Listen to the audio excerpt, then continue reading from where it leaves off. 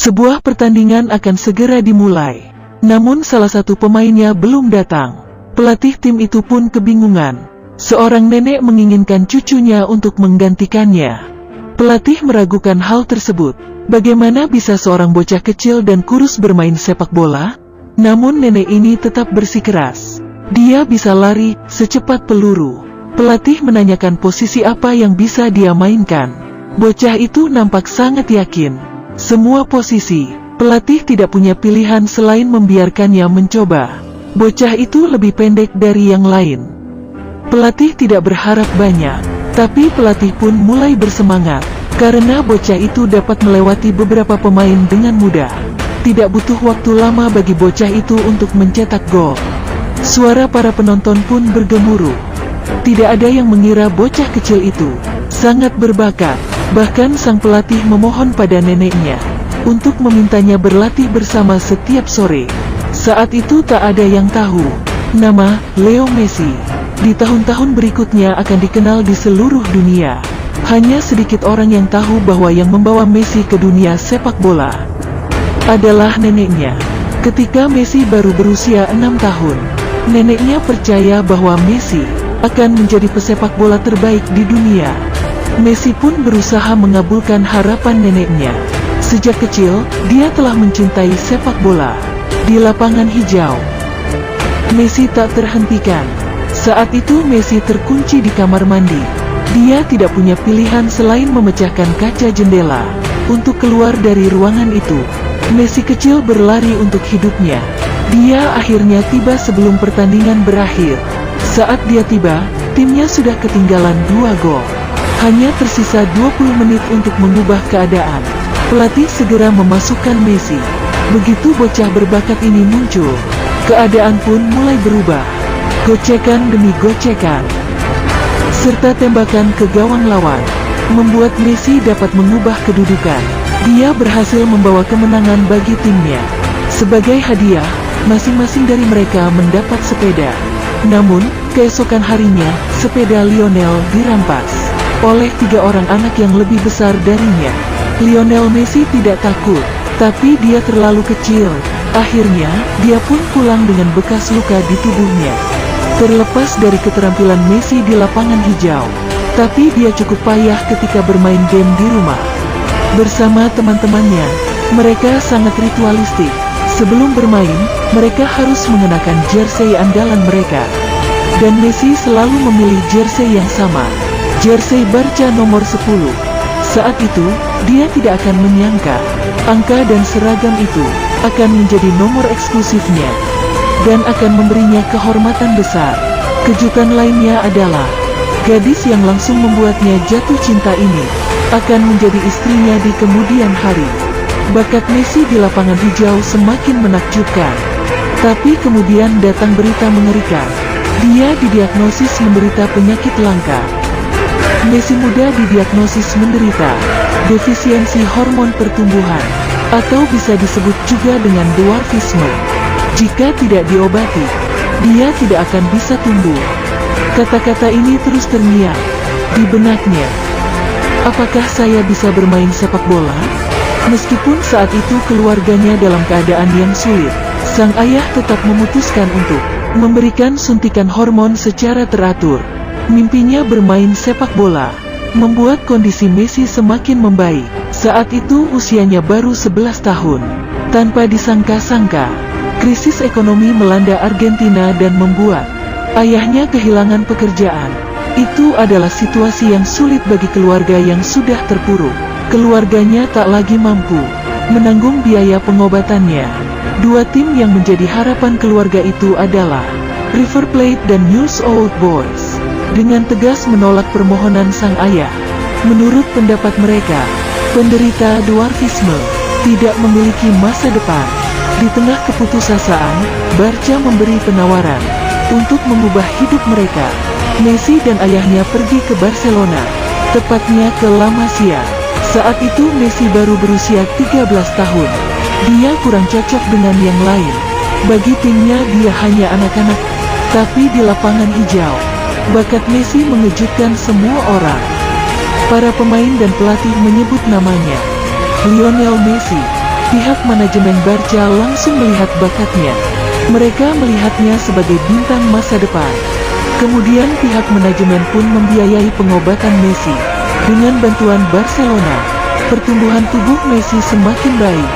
Meskipun tak tumbuh menjadi raksasa, dia mencapai ketinggian 1,7 meter. Tingginya melampaui Maradona. Di usia 16 tahun, bakat Messi untuk pertama kalinya dipromosikan ke tim utama. Saat itu, timnas Argentina tidak melirik Messi sedikitpun. Pelatih timnas mendapat saran untuk merekrut Messi, namun pelatih menolaknya.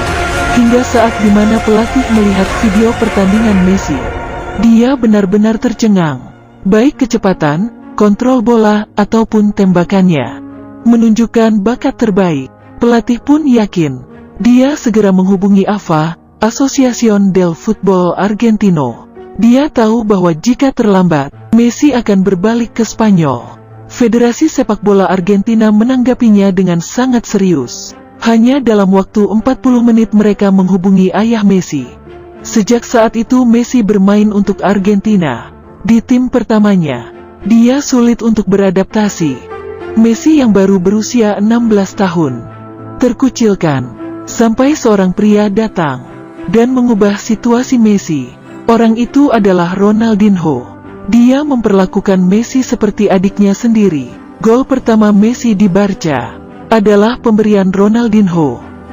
Saat selebrasi, Ronaldinho menggendong Messi. Itu juga menjadi pemandangan yang tak terlupakan bagi para penggemar sepak bola.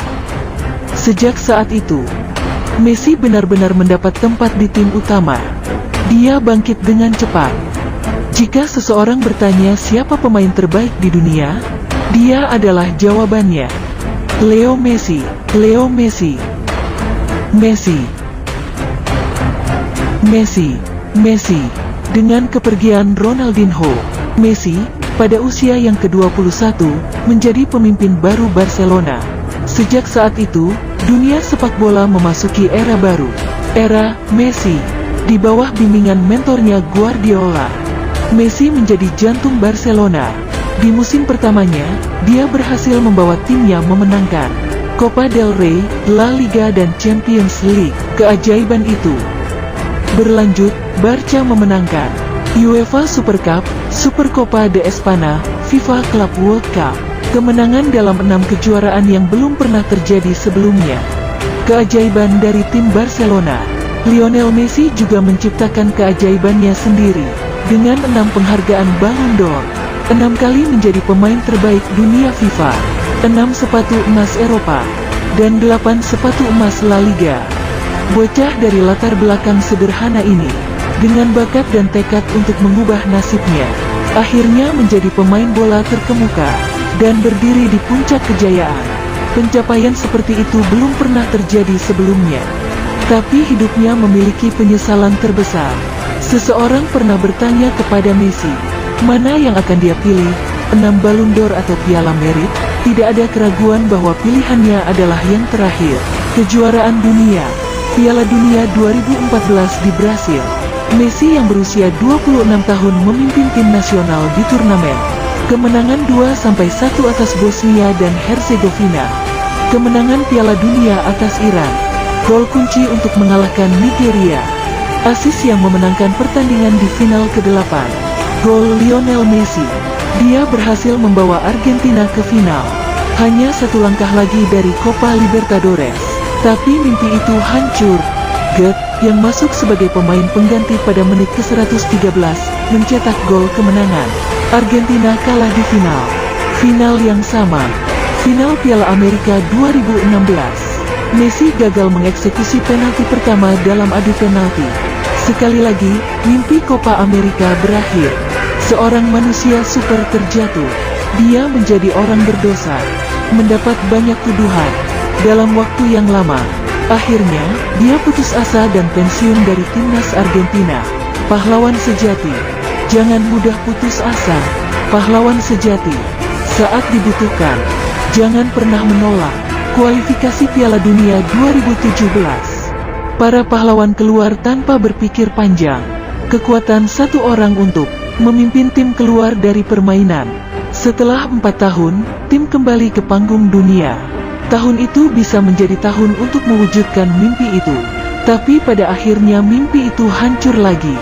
Pahlawan tunggal meninggalkan stadion sambil menangis.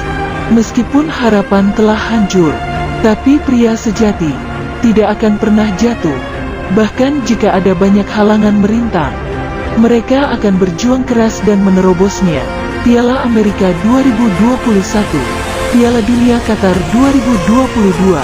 Seorang pria harus memiliki mimpi. Ketika Anda kehilangan sesuatu, Anda harus mengambilnya sendiri.